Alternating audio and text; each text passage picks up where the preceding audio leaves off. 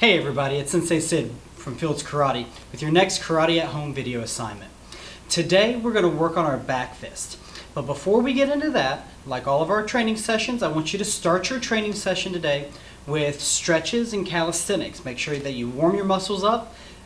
You don't want to injure yourself as you do your workout today. And build some strength. Do your push-ups, your crunches or your sit-ups, and your squat kicks. And if you want to add some Budo burpees in there as well, that would be a great idea. Now, once you've done your calisthenics and your stretches, move into your kata. We never want to neglect our kata. It is the main way that we train karate.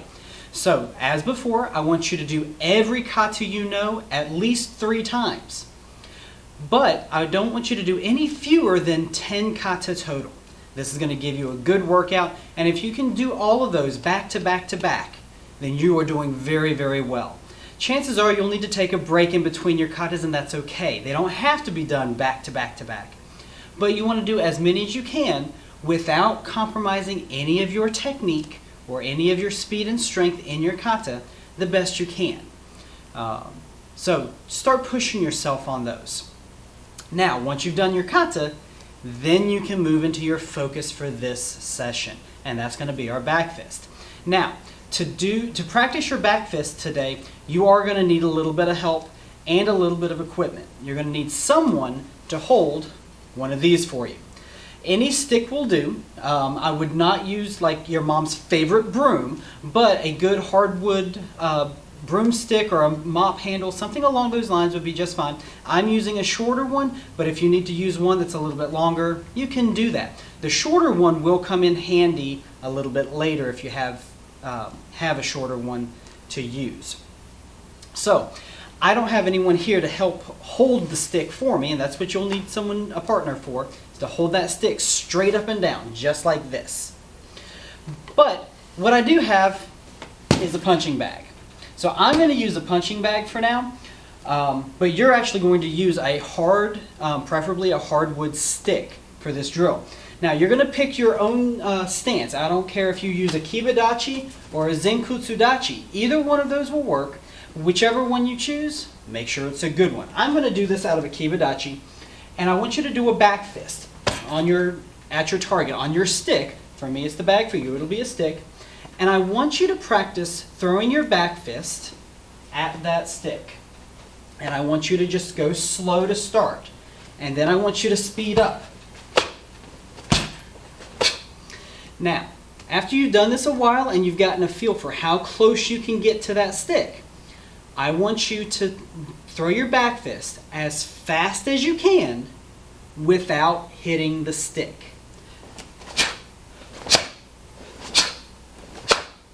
So you're going to go out and stop it. And I want you to stick your back fist. I don't want you to pop it and pull it back. Stick it and hold it. Okay?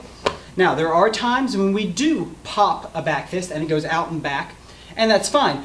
For this drill, I want you to stick it though, because I want you to get used to popping it out there fast and holding it as close as you can without hitting the stick.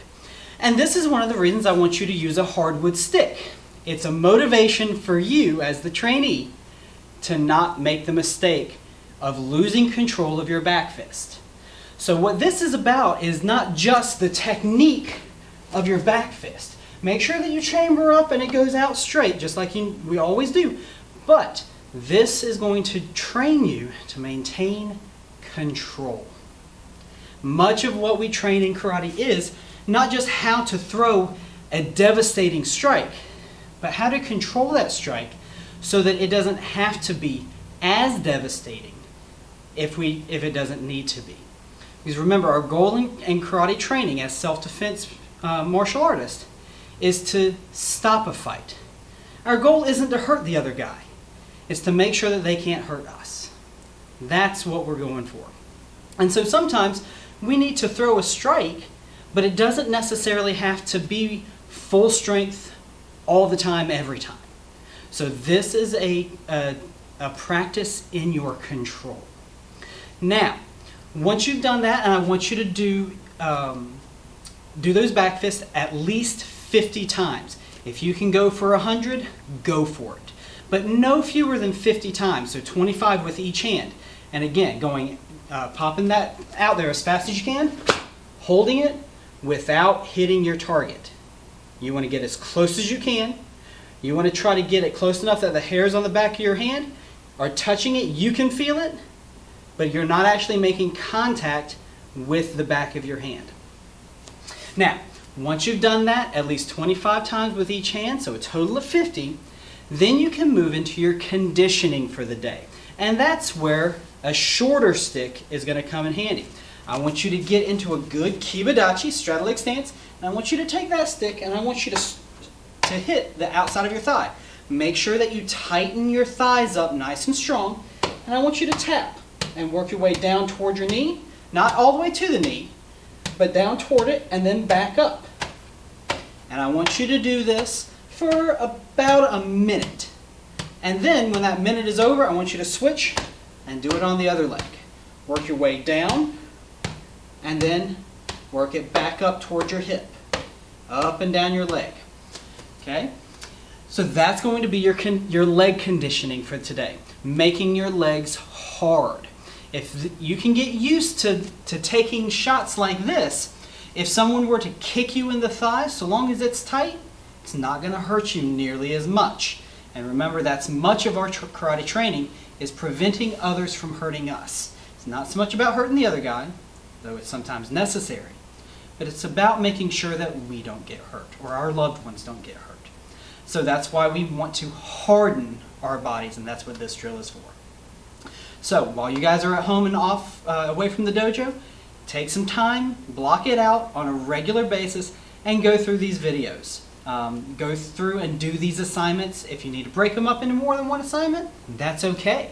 But try to do it all at one time, and even better, do the same assignment 2 days in a row. That would be awesome. It's one of those things that you can't really train too much with the way these videos are laid out. So make sure you get through them. If you have any questions, or if you want to drop a video or a picture or another comment down in the comments section, I'd love to hear how you guys are doing. I miss you, and I can't wait to get you back into the dojo. We'll see you soon.